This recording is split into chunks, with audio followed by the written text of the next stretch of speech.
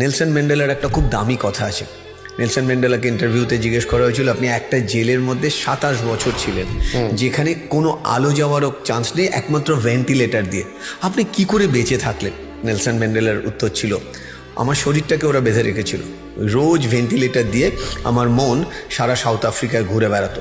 ঠিক আমার গুরুও সেরকম বললো, একটা দরজা বন্ধ হয়েছে কিন্তু হাজার হাজার জানলা খোলা আছে, তোমাকে ছোট্ট একটা জিনিসকে উল্টে দেখো, পাল্টে গেছি। আমি বললাম মানে? বলে দেখো, যখন বিপদে পড়ি আমরা কি বলি আকাশের দিকে তাকিয়ে? Hopeless and.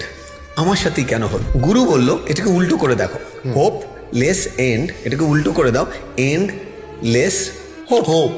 তার মানে যেখানে অন্ধকার সেখানে আলো। আমি এটা ভাবতেই পারিনি যে এরকমও হতে পারে। বলে কেন হবে না? বিশ্বাস তো করো, তালা আছে মানে চাবি আছে। তুমি খুঁজে পাচ্ছ না, টাইম লাগবে, বাট হবে।